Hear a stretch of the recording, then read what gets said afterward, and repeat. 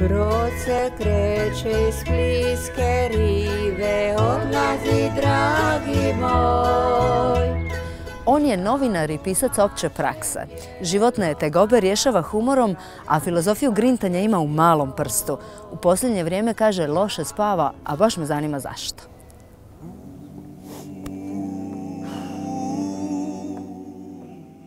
Od jedne do druge godiš. Kragu iz skale. Uzbrdo, nizbrdo grade.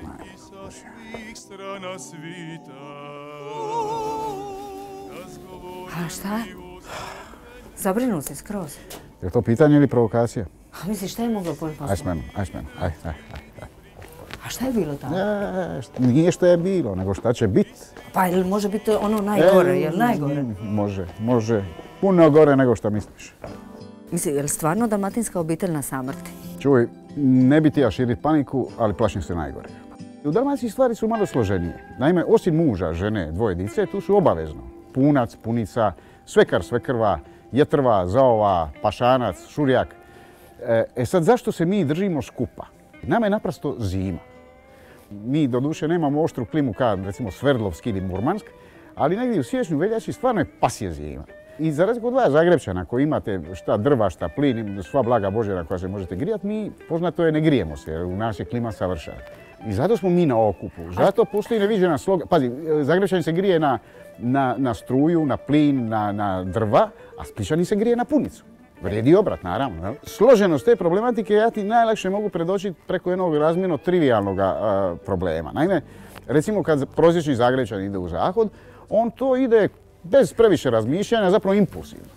Taj luksuz, recimo, Splićanin, Dalmatinac općenito ne može sebi dopustiti, jer za nas je to logistička operacija. Zagrebčan kad ide u WC, on se putem slači. Splićanin se mora oblačiti, jer WC se naravno da se ne grije. I oporuku koji put treba napisati. Pa mi imamo obično bolne rastanke sa ukućanima kad odlazimo na WC, jer ko zna kad ćemo se opet vidjeti, u kakvom će stanju biti onaj nesretnik koji se vraća iz zahoda. Tamo naravno vladaju polarni uvjeti, nikad to nije ogrijalo se zadnji put od sunca na Velu Gospu i svaki odlazak u toalet je za Dalmatince pustolovina. I to su jedini trenuci to su jedini trenuci kad se rastajemo svoji najmiliji. Inače smo stalno skupa. A dobro, ima li rješenja nekog za to? Misliš, šta onda nema treba rješenja, napraviti? mi smo naučili živjeti. Međutim, problem je drugi. Problem je što bi se ta tradicionalna dalmatinska obitelj mogla razoriti. Naime, postoje te vrlo ozbiljne najave, to više nisu ni najave, to su praktični planovi. Na koncu plin je došao, ja mislim, do Dugopolja. Prijete nam se da će nam stanovi dobiti grijanje. Znači plinifikacija, Plinifikacija Dalmacije. Mi ćemo postati, Bože mi prosti, kao Zagrebčani. Svak će se razleti u svoju sobu, punica u jednu, zet u drugu, jetrva zaova u treću, četvrtu, petu, atomizirat će nam se familija i to će biti kraj Dalmacije kako smo poznavali. Zapravo svi će biti ugrijani, ali svak za sebe. Tak, ali će hladni odnosi biti među nama. Jer ipak ono grijanje kao, pa onda nekad se malo punica i dosadi, nekad hoćeš ne ono možeš da uvijek se... grijati na punicu, poželiš neki drugi izvor topline. To je ljudski. I ja, premda se zalažem za tradicionalne vrijednosti, tu bi napravio iznimku. Ekonomija preljuba. Ekonomija preljuba. Tako je, jer naime, preljub je jedna vrlo propulzivna gospodarska grana. Ako vi imate recimo ljubavnika, ljubavnicu, onda u tim odnosima nisu dovoljni samo nježni osjećaji.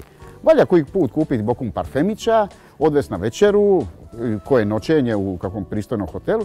Dakle, cijeli tercijarni sektor izravno profitira od preljuba. Zapravo BDP raste onda? Apsolutno, ja mislim da je preljub zamašnjak i motor razvitka zemlje. Pazi, nama BDP ne raste od industrijske proizvodnje, mi hvala Bogu industriju nemamo.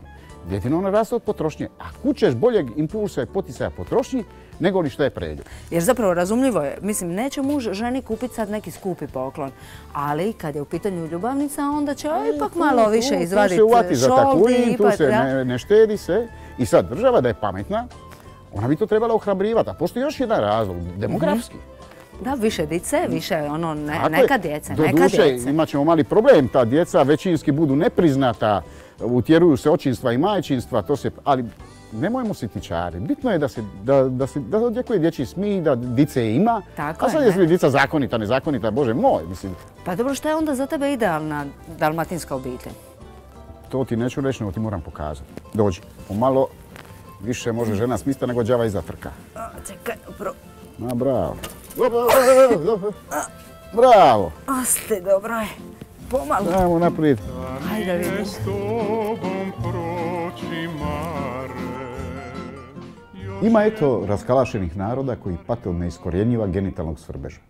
Njima laštih na mudantama propadne i prije prvoga pranja, jer ga stalno, od jutra do večeri, rastežu skidajući gačice čim opaze prvi objekt svoje žudnje. Tipičan Hrvat to nikako ne može razumjeti. On bi prije pročitao sva djela Kierkegaarda i Wittgensteina, nego li pogledom makar okrznuo neku privlačnu damu. Eto. I što reći na kraju, nego laku noć Hrvatska. I naše ljubavi